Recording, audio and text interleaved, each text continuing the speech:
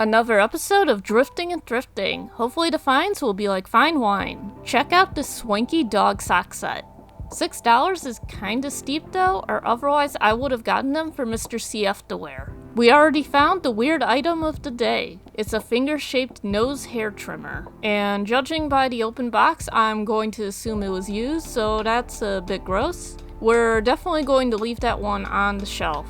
The mixed bags are some of my favorites to look at in a thrift store.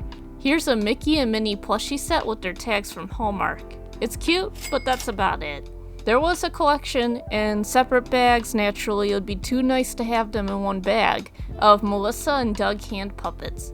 These appeared to be workers and fairy tale characters. Not worth a lot, but I'm sure this would be fun for a toddler to play with.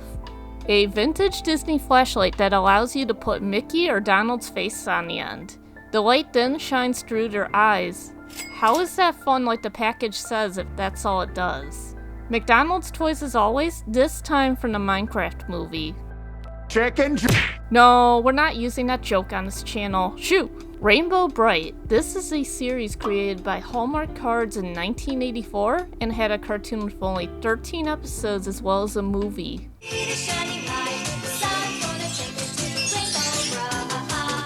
I've grown to like more the aesthetics of the series when I encounter it, since it was years before my time.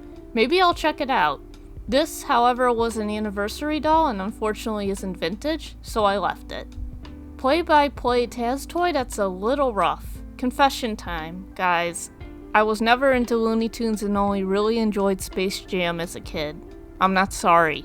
Very cute Flounder plush from the Disney store. What's this hiding away? No wonder he was hidden. Look at him having a temper tantrum. A Dobby Squishmallow. Here buddy, have a sock and be a free elf. While digging, I got hit in the head by something above me. I looked down and it turned out to be a Goofy hat. Gooby please. Hi Belle, stay there please. And look at that, there's some kind of Disney pet nearby her. More Disney things, but this time it's Olu Mel, a character from the Duffy line that was created for the Hawaii resort. This is an adorable backpack, and I ended up selling it on Depop for $24. This ball shape is from Furberries, a series from 2007. I don't even remember seeing this at that time. It pops out into an animal. Furberries, kittens, cubs, and puppies sold separately from Spin Master. This had a faint berry scent, and they wanted $11 for it, which is close to eBay price. I really like the kawaii pastel look of this doll. It's from Secret Crush, which came out in 2020 and seems to have only been produced for a year or two. How do you display it though when her feet aren't flat?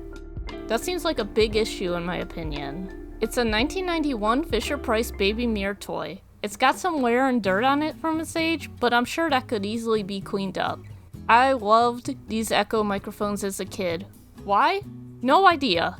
This was kinda dirty though, so despite the nostalgia, I left it. I almost walked away from this but went back. It's Spinjas, a 1987 version of Beyblades by the same company, Tomy. Still has the KB Toys tag on it. Your face! The Spinjas game. The army of good, the army of evil. Let's jump cut to me bringing it home and opening it. Hidden away are 4 more figures not included with the set. Lucky me! This yellow piece is the arena and holder. Inside are the 2 figures and launchers that are normally included in the set. It's way tinier than Beyblades.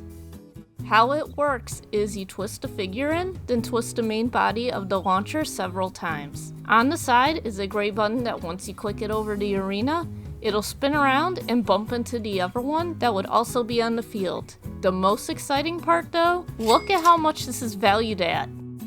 Little Bullseye Rocking Horse, aww. What's not in awe is this troll doll. I've never really been into trolls, even when they were super popular in the late 90s. Here's a 1974 Love Notes doll from Mattel.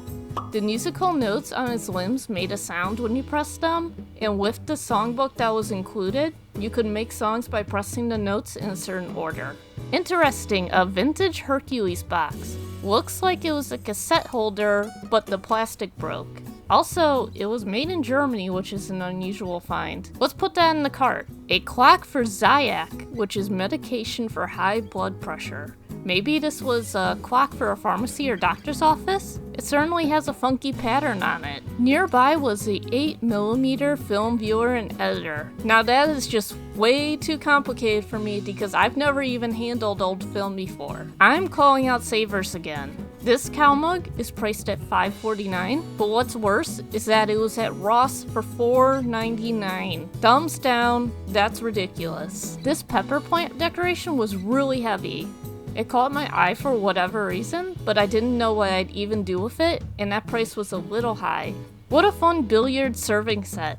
There was a large rack plate, and then 5 different ball bowls. Someone will definitely enjoy these. SeaWorld Dolphin Salt and Pepper Shakers. They're priced a little more than what's worth online. This is a little creepy. Harry Potter nesting dolls featuring Harry, Ron, and who is next? Oh, of course, Hermione. In the book area was a large number of comics that must have been someone's collection. Now, I'm not familiar with them at all since I'm a casual manga reader, but because of that, I recognize the title Urusei Yatsura. I've never seen or read that series though. Let me know if that's any good. Anyway, these seem to be in great condition, so I'm sure someone will be happy to see them. Overwatch Sombra Hoodie. I used to play this game all the time with Mr. CF until Rivals came out. I never really played as her. Hey, here's a shout out to the fact that she's banned every comp game. Here's the haul from the trip. It was a good trip overall, especially from that Spinjas find. Let me know what you think of it or any other finds, and I'll see you on the next one.